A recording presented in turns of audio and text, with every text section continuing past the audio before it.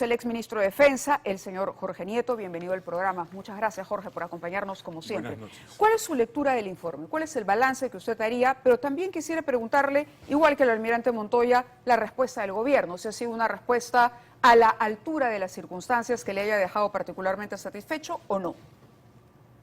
Lo primero que no deberíamos hacer es entrar a una discusión de este documento con puntos de vista tomados previamente por razones ideológicas. El almirante acaba de coincidir con una de las principales conclusiones del informe, que es exigir que haya una investigación de la Fiscalía que de manera célere, esa es la palabra que usa, encuentre resultados. Y ha hecho afirmaciones en el informe, como las que usted ha mencionado, como las que ha mencionado el almirante, pero siempre en condicional. Podrían ser.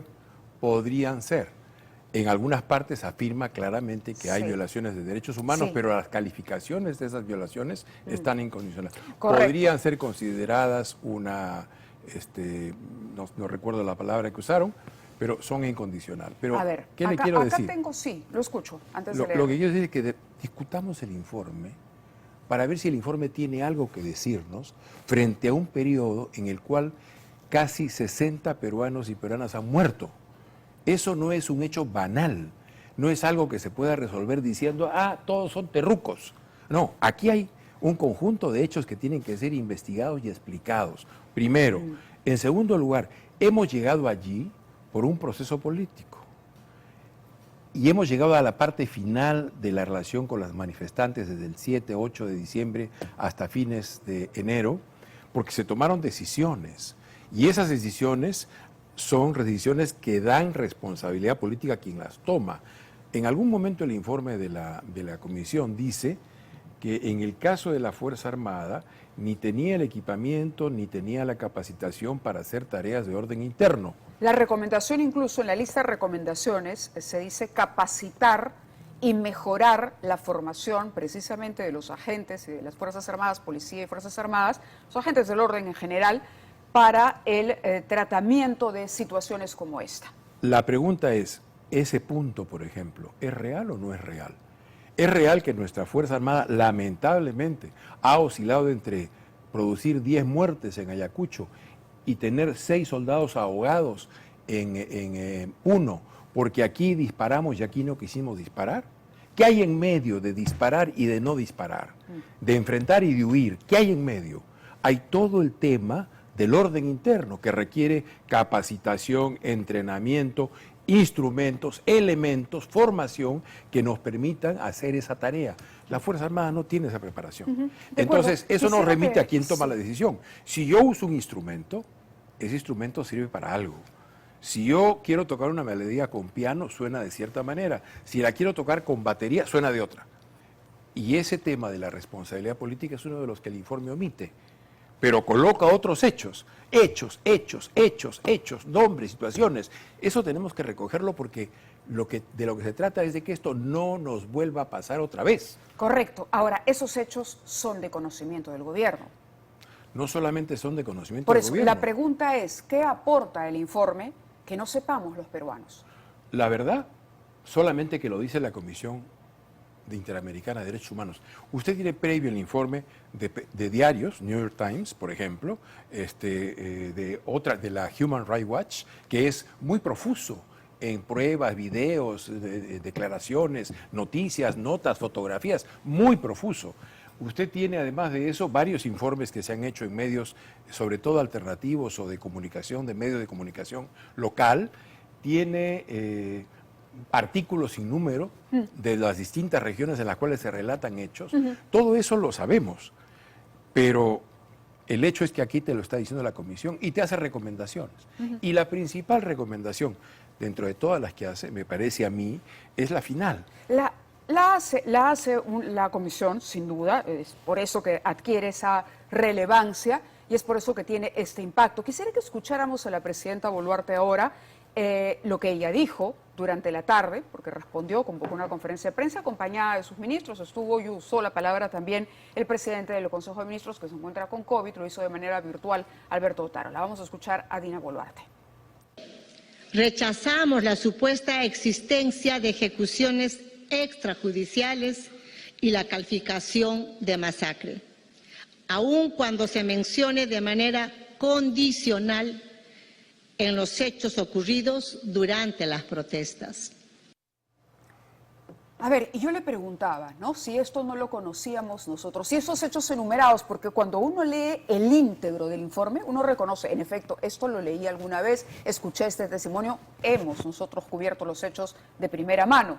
El hecho de que lo haga la comisión y que utilice frases como esta, le pongo, de la información recibida en Lima, Ica, Arequipa, Cusco, se desprende que la respuesta del Estado estuvo caracterizada, aquí no hay condicional, por el uso desproporcionado, indiscriminado y letal de las fuerzas. ¿Coincide usted con esa frase? Bueno, hay 60 muertos. Alguna explicación tiene que haber. Mientras no hay explicación, Correcto. no concluyamos nada. Por eso. Porque puede ser verdad. Pero ¿por qué la comisión concluye esto? Bueno, pero coloca el tema en que la Fiscalía tiene que hacer su trabajo y No, decirnos qué pero pasó. a ver, es una comisión internacional de derechos humanos. Sí. Lo que dice va a tener otro impacto. Usted me acaba de decir, la diferencia entre lo que sabemos los peruanos y lo que recoge este informe es que tiene el peso, ¿no?, de un organismo con las características de la comisión. Entonces, la pregunta es, ¿de verdad hubo un uso desproporcionado, indiscriminado y letal de la fuerza que podría calificarse como una masacre? Podría, dice, ¿no? Por eso, El condicional ¿usted es podría, importante. cree que a pesar Pero de los muertos, esto podría calificarse como una masacre con un trasfondo racista? Yo creo que 48 muertos necesitan una explicación. Necesitan una explicación. Y no la tenemos. Por eso. Entonces necesitamos Hasta ahí, tener la explicación de creo los que es lo hechos correcto. para Es decir, calificarla. no Porque puedo- yo no sí. negaría Ajá. ni afirmaría. Pero claramente hay 48 muertos, hay 48 familias enlutadas, hay poblaciones que están muy molestas y muy enojadas, en silencio, de manera sorda, pero ahí están. Entonces, si queremos dar un paso adelante en la consolidación de nuestro régimen democrático, si queremos construir confianza con la población, tenemos que dar explicaciones. ¿Por qué ocurrieron esas cosas? Claro, el punto es si este es un informe politizado o no. Los estados, cuando suscribimos y decidimos formar parte de organismos como estos, sobre todo en América Latina, lo hicimos históricamente porque somos democracias imperfectas. Queríamos un organismo que velara precisamente por los abusos y defendiera a las democracias de las eventuales dictaduras. ¿Es correcto? Pero a la luz de lo que aquí se dice, el impacto no estaría un tanto tergiversado, porque las investigaciones que se recomiendan se están haciendo, Jorge. Bueno, hay que esperar a que se concluyan y que los investigadores nos digan qué fue lo que pasó. Hace 40 años... ¿Descarta usted que la comisión tenga un corazón político que ha orientado la redacción de estas conclusiones? Yo conozco más o menos la composición de los miembros de la comisión y no creo que todos respondan a una misma ideología política, claramente. Algunos se ofenderían si les dicen que son militantes o miembros o simpatizantes o de la izquierda o el Foro de Sao Paulo, se ofenderían. De modo que está balanceada la comisión. Que la comisión ha hecho un intento de generar un contexto que le permite entender lo que pasó y que en esa explicación del contexto ha dicho cosas que a mí me parecen algunas falsas, otras innecesarias. ¿Cuál le parece falsa, por ejemplo? Que o en el innecesaria? Perú coexisten 3 regímenes distintos, aislados de producción. La vieja idea del siglo XX, del comienzo del siglo XX, Correcto. de que el Perú no es una nación. Han pasado 100 años de esa afirmación. Estamos en el 2020, esa se hizo en el 1920 y en estos 100 años se ha desplegado el mercado, ha habido formación de un debate, de un diálogo nacional por los medios de comunicación, ha habido el más importante hecho social del siglo XX, que es la migración. 8 de cada 10 peruanos no viven donde nacieron. Eso ha ido generando una sociedad nacional. Nuestro Estado no responde a plenitud todavía a esa sociedad nacional. De acuerdo. Basta mirar las cosas como están, pero que somos una sociedad nacional, que no funcionamos como 2 o 3 economías o sociedades estanco, eso me parece una cosa que no es real. Pero es la parte que a mí me parece menos importante. Lo más importante está en la cronología de los hechos y entonces uno comienza a ver lo que en su momento vimos día a día, pero ya lo ve en película, sistematizado. De acuerdo, Jorge. Y la narración de los hechos y el señalamiento de que tiene que haber explicaciones. No podemos volver a repetir. Y creo que es una mala manera de enfrentar el tema, discutir ideológicamente nosotros sobre si el informe es ideológico, cuando en realidad lo que necesitamos es leerlo, escuchar, ver qué podemos aprender y evitar que las cosas concluyan como siempre concluyen, que la pita se rompe por el lado más delgado.